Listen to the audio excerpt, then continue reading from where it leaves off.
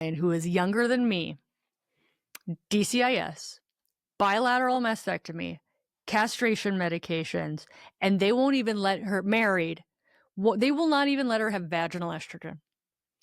Yeah. So now that I don't even get, because every single society has come out and said that vaginal estrogen is safe for everyone. Breast cancer, no breast cancer, doesn't matter. Young, old, like vaginal estrogen is safe for everyone. Who is saying this? Who is not? Who are you under a rock? How do This you was at a not cancer center. know? I know where she was How do treated. you not know? The other crazy thing for me is like the amount of time and energy and money people put into preserving their hair with chemotherapy. I'm not saying that's not important.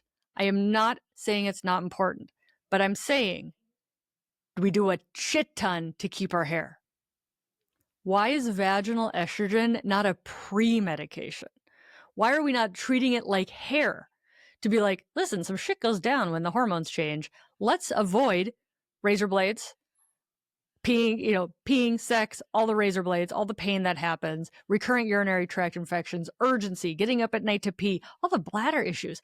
And I'm like, if we care And the that yeast much about hair infections and the urinary tract infections, and because you know what, this is what I mean. cure rate alone is not going to change. I know.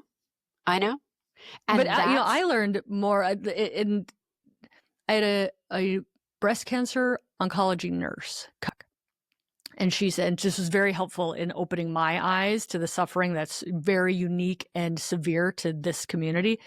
She's like, do you realize the amount of divorces that happen after breast cancer treatment? And I was like, no, I'm not aware of the amount of divorces. And she's like, first of all, you have a change in the dynamic. I mean, now you have a caretaker instead of a lover, right? So like that's a different dynamic. Yep. Then we've got the nipples and the breasts are being removed. Then we have the castration and the hormone treatment. These women they come out alive. But the stories I just recently, I'm not going to remember the name. Maybe you know about it though. I just read this memoir of a breast cancer survivor. Oh, I'm not going to remember the name of it. It was chilling. This is a non-medical person. Yeah. The reason that it's not going to change so fast in women is because breast cancer treatment is way too profitable. And industry is fighting it like crazy. And remember, when you treat a woman for breast cancer and all that stuff happens, first of all, women will tolerate it because they think it's for the greater good, because they're so convinced that they've been cured. Even the women with DCIS have been convinced that they've been cured rather than harmed by the treatment, which it's actually the opposite. They've been harmed and they haven't been cured of anything at all.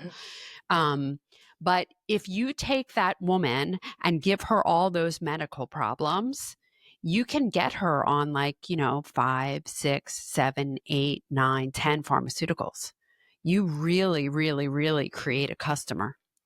What do you think about the new move to put high-risk women on aromatase inhibitors preemptively? I think it's very intentional. But when we really look at breast cancer, when does breast cancer happen? It happens in states of estrogen deficiency. Breast cancer isn't happening because there's too much estrogen around. Breast cancer happening because there's not enough estrogen around. And so those receptors upregulate as a survival mechanism. They are looking to, how can I stay alive? There's no estrogen around. Mm-hmm.